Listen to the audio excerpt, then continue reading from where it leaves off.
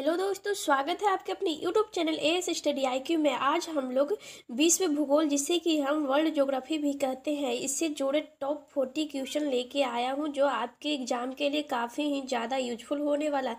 सारे question selected और most useful है दोस्तों, तो बिना वीडियो को स्किप किए हुए आज का पूरा वीडियो ज़रूर देखिएगा। तो चलिए बिना टाइम वेस्ट किए हुए आज का हम फर्स्ट क्वेश्चन देखते हैं। तो हमारा फर्स्ट क्वेश्चन है, निम्नलिखित में से किस ग्रह को सुबह का तारा कहा जाता है? निम्नलिखित में से किस ग्रह को सुबह का तारा कहा जाता है? तो इसका राइट आंसर है शुक्र। Option number B is correct answer.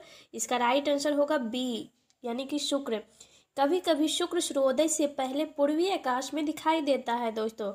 कभी कभी यह सूर्यास्त के बाद पश्चिमी आकाश में दिखाई देता है, इसलिए इसे अक्सर सुबह का या शाम का तारा कहा जाता है। हालांकि यह कोई तारा नहीं है, इसे सुबह का तारा या फिर शाम का तारा भी कहा जाता है दोस्तों, बट ये कोई तारा नहीं है। यह सूर्योदय के कभी कभी पहले या फिर सूर्यास्त के कभी कभी बाद दिखाई देता है, इसीलिए इसे सुबह का या फिर शाम का तारा कहा जाता है। नेक्स्ट क्वेश्चन है हमारा, निम्नलिखित में से किस क्षेत्र को जापान की जंग बेल्ट कहा जाता है? निम्नलिखित में से किस क्षेत्र को जापान की जंग बेल्ट कहा जाता है? तो इसका राइट आंसर है Shikoku. Option number A is correct answer, Shikoku इसका राइट आंसर है। 20वीं सदी के उत्तरार्ध के दशकों में मैन्युफैक्चरिंग बेल्ट को रस्ट बेल्ट कहा जाता था, क्योंकि यह शब्द जो लोहे के जंग में बदलने का वर्णन करता है, उस क्षेत्र को देने के लिए एक उपयुक्त नाम था जहां लोहा और इस्पात और संबंधित उद्योग भारी गिरावट में थे। चलिए नेक्स्ट क्वेश्चन है हमारा, ट्राइटन निम्नलिखित में से किस ग्रह का चंद्रमा है? ट्राइटन निम्नलिखित में से किस ग्रह का चंद्रमा है? तो इसका राइट आंसर है Neptune. Option number B is correct answer, Neptune. Neptune और सौर मंडल में सूर्य से 8वां और सबसे दूर ज्ञात ग्रह है। यह पृथ्वी के द्रव्यमान का 17 गुना है। नेपच्यून के 14 ज्ञात चंद्रमा है। ट्राइटन सबसे बड़ा नेपच्यूरियन चंद्रमा है। नेक्स्ट क्वेश्चन है, नदियों द्वारा कंकड़ परिवहन, रेगिस्तानों सतहों पर रेत का बहाव, खेतों पर मिट्टी का उड़ना निम्नलिखित में से किस घटना के उदाहरण? तो इसका राइट आंसर है लवणीकरण। Option number B is correct answer, लवणीकरण। नदियों द्वारा कंकड़ परिवहन, रेगिस्तानों सतहों पर रेत का बहाव, खेतों के ऊपर से मिट्टी का उड़ना लवणीकरण के उदाहरण हैं। लवणीकरण हवा या पानी जैसे तरल पदार्थों द्वारा कण परिवहन का एक प्रकार है। नेक्स्ट क्वेश्चन है, शेल किसका उदाहरण है? शेल किसका उदाहरण है? तो इसका राइट आंसर है शेल अपसादी चट्टान का उदाहरण है। Option number B is correct answer, अपसादी चट्टान। शेल अपसादी चट्टान का एक उदाहरण है। यह गाद और मिट्टी के आकार के खनिज कणों के संघनन से होता है, जिसे हम आमतौर पर कीचड़ कहते हैं। नेक्स्ट क्वेश्चन है हमारा, नियामी निम्नलिखित में से किस अफ्रीकी देश की राजधानी है? नियामी निम्नलिखित में से किस अफ्रीकी देश की राजधानी है? तो इसका राइट आंसर है niger. Option number A is correct answer, niger. Naomi niger की राजधानी है। नाइजर अफ्रीका का एक देश है। इसका नाम नाइजर नदी के नाम पर रखा गया है। नेक्स्ट क्वेश्चन है, निम्नलिखित में से कौन सी सुरंग फ्रांस और इटली को जोड़ती है? निम्नलिखित में से कौन सी सुरंग फ्रांस और इटली को जोड़ती है? तो इसका राइट आंसर है मोंट ब्लॉक सुरंग। Option number A is correct answer, मोंट block सुरंग यूरोप में एक राजमार्ग सुरंग है। यह अल्प्स में मोंट ब्लॉक पर्वत के नीचे है। यह यूरोपीय मार्ग E25 विशेष रूप से जिनेवा से ट्यूरिन तक मोटर मार्ग के माध्यम से फ्रांस को इटली से जोड़ता है। नेक्स्ट क्वेश्चन है हमारा, निम्नलिखित में से प्लूटो का नया नाम कौन सा है? निम्नलिखित में से प्लूटो का नया नाम कौन सा है? तो इसका नया नाम है 1,34,340। इसका राइट आंसर है। इसका राइट आंसर होगा option number A is correct answer. Pluto को बौने ग्रह के रूप में उसकी नई स्थिति को दर्शाने के लिए एक नया नाम दिया गया है। हमारे सौर मंडल में क्षुद्र ग्रहों और धूमकेतुओं के बारे में डेटा एकत्र करने के लिए जिम्मेदार आधिकारिक संगठन माइनर प्लैनेट सेंटर MPC द्वारा 9वें ग्रह को क्षुद्र ग्रह संख्या 1,34,340 सौंपा गया था। नेक्स्ट क्वेश्चन है हमारा, पृथ्वी पर ऋतुएं निम्न कारणों से होती है। पृथ्वी पर ऋतुएं निम्न कारणों से होती है। क्या होती है जो ऋतुएं, मतलब किस कारण से होती है? तो इसका राइट आंसर है पृथ्वी पर अच्छी झुकाव और सूर्य के चक्रों और इसकी परिक्रमा के कारण, यानी कि option number D is correct answer. पृथ्वी का अच्छी झुकाव लगभग 23.44 डिग्री है। तो इसका राइट आंसर होगा पृथ्वी का अच्छी झुकाव और सूर्य के चारों ओर इसकी परिक्रमा के कारण हमारे यहाँ ऋतु चेंज होती है। नेक्स्ट क्वेश्चन है, भूगोल की कौन सी शाखा स्थलाकृतियों और उनके वर्गीकरण, गठन आदि का अध्ययन करती है? तो इसका राइट आंसर है भू आकृति विज्ञान। Option number C is correct answer. भू आकृति विज्ञान भूगोल की एक शाखा है जो पृथ्वी की सतह पर विभिन्न भू आकृतियों के निर्माण, विकास और वर्गीकरण से संबंधित है। नेक्स्ट क्वेश्चन है, लिथोस्फीयर किससे मिलकर बना है? लिथोस्फीयर किससे मिलकर बना है? तो इसका राइट आंसर है क्रस्ट और मेंटल की ऊपरी परत। Option number C is correct answer. भूपटल और मेंटल की ऊपरी परत मिलकर कठोर भंगुर चट्टान का एक क्षेत्र बनाती है जिसे लिथोस्फीयर कहा जाता है। नेक्स्ट क्वेश्चन है हमारा, निम्नलिखित में से कौन आग्नेय चट्टान नहीं है? निम्नलिखित में से कौन आग्नेय चट्टान नहीं है? तो इसका राइट आंसर है चूना पत्थर। Option number B is correct answer. चूना पत्थर एक अवसादी चट्टान है। आग्नेय चट्टानों में शामिल है ग्रेनाइट, डाइराइट, ग्रेबो, एंटीसाइट, बेसाल्ट आदि।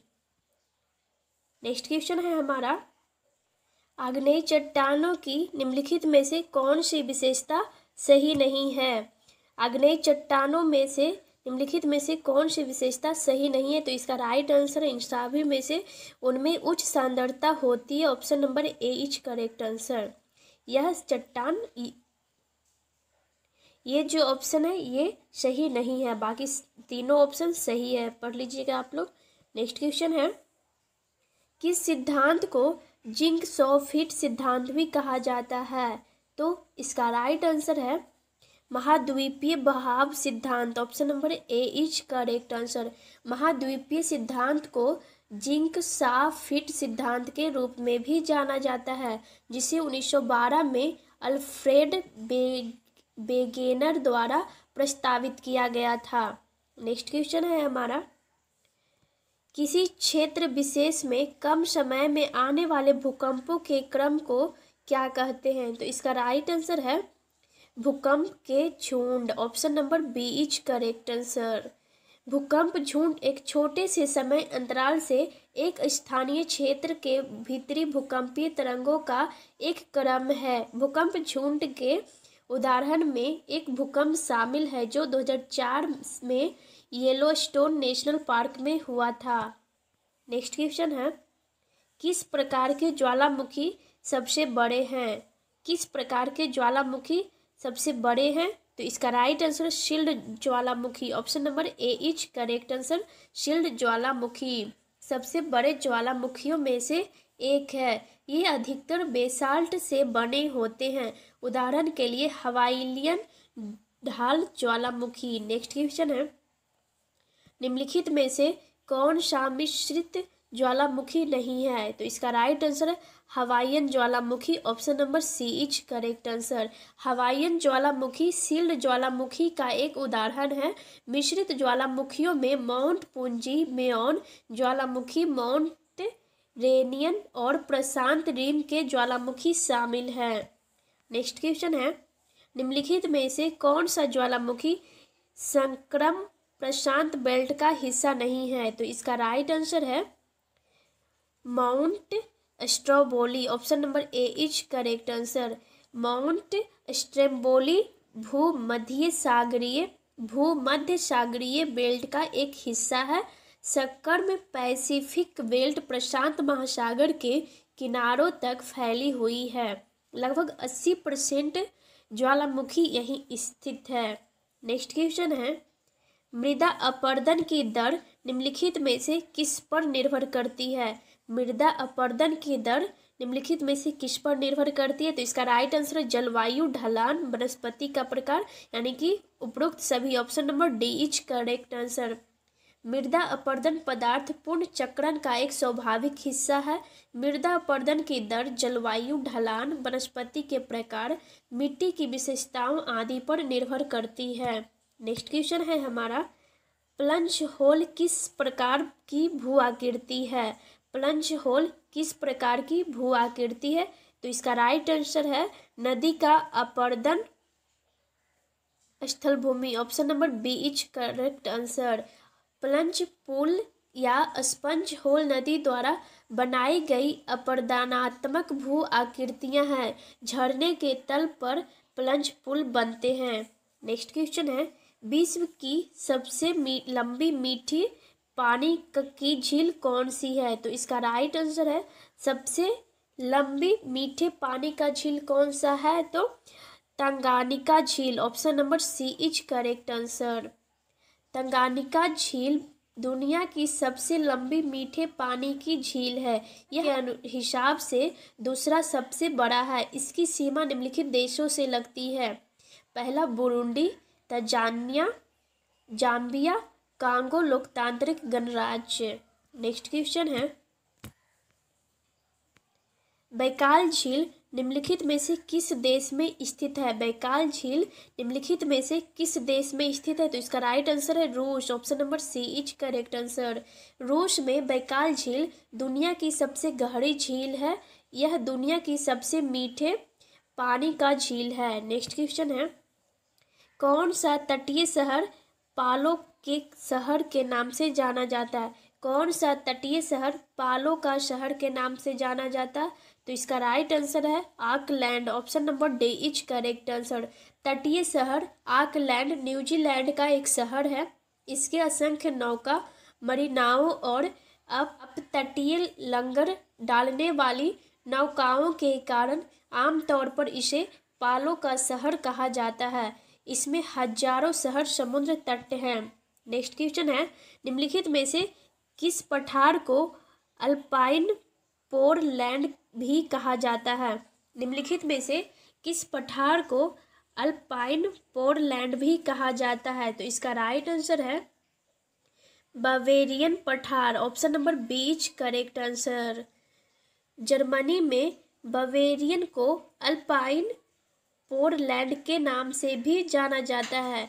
इसका निर्माण हिमयुग के प्रभाव में हुआ है। इसमें भू आकृतियों की समृद्ध विविधता है। नेक्स्ट क्वेश्चन है, निम्नलिखित में से किस पठार को कैनेडियन शील्ड के नाम से भी जाना जाता है? तो इसका राइट आंसर है लॉरेटियन पठार। Option number C is correct answer. Canada के लॉन्टेरियन पठार को कैनेडियन शील्ड के नाम से भी जाना जाता है। उजागर प्री कैम्ब्रियन आग्नेय और उच्च श्रेणी रूपांतरित चट्टानों के लिए प्रसिद्ध यहाँ उत्तम गुणवत्ता का लौह अयस्क पाया जाता है। नेक्स्ट क्वेश्चन है, पृथ्वी के वायुमंडल की निम्नलिखित में से किस परत में अंतरिक्ष से प्रवेश करने पर उल्कापिंड जलते हैं? तो इसका राइट आंसर है मध्यमंडल। Option number B is correct answer. मध्यमंडल पृथ्वी की वायु की परत है जो ओजोन परत से परे एक मध्यवर्ती परत है। यह पृथ्वी की सतह से 80 किलोमीटर की ऊंचाई तक स्थित है। इस परत में 80 किलोमीटर की ऊंचाई पर तापमान धीरे धीरे 100 डिग्री सेल्सियस तक गिर जाता है। अंतरिक्ष में प्रवेश करते ही उल्कापिंड इसी परत में जलकर नष्ट हो जाते हैं। नेक्स्ट क्वेश्चन है, निम्नलिखित में से कौन सी गर्म स्थानीय हवा नहीं है? निम्नलिखित में से कौन सी गर्म स्थानीय हवा नहीं है? तो इसका right answer Bora. Option number A is correct answer. गर्म स्थानीय हवाएं आमतौर पर डाउन स्लोप कंप्रेशनल हीटिंग के तंत्र द्वारा उत्पन्न होती है, जिसे एडियाबेटिक हीटिंग के रूप में भी जाना जाता है। गर्म हवाओं के उदाहरणों में शामिल है चिनूक, हरमटन, फोहेन, सिरोको, नॉरवेस्टर, ब्रिकफिल्डर, खामसीन, शांता, एना, लू आदि। बोड़ा हवाएं ठंडी और शुष्क उत्तर पूर्वी हवाएं हैं जो पहाड़ों से एड्रियाटिक सागर के पूर्वी तट की ओर चलती है। नेक्स्ट क्वेश्चन है हमारा, जब दो भिन्न प्रकार की वायु राशियां मिलती है तो सीमा क्षेत्र क्या कहलाता है? तो इसका राइट आंसर है सामने, option number C is correct answer. जब दो भिन्न प्रकार की वायु राशियां मिलती है तो सीमा क्षेत्र को मोर्चा कहा जाता है। इसके निर्माण की प्रक्रिया को रेंटोजेनेसिस के नाम से जाना जाता है। चक्रवातों के निम्नलिखित युग्मों और उनसे जुड़े नामों में से कौन सा सही सुमेलित है? तो इसमें से कौन सा सही सुमेलित है? तो इसका क्या होगा? हिंद महासागर उष्णकटिबंधीय चक्रवात, ये भी सही है। पश्चिमी प्रशांत टाइफून, ये भी सही है। अंटार्कटिक तूफान, ये भी सही है। यानी कि 1, 2, 3। तो इसका ऑप्शन होगा 1, 2 और 3। Option number D is correct answer. Next question है एंड आज का लास्ट क्वेश्चन है, निम्नलिखित में से किस अक्षांश पर अतिरिक्त उष्णकटिबंधीय चक्रवात बनते हैं?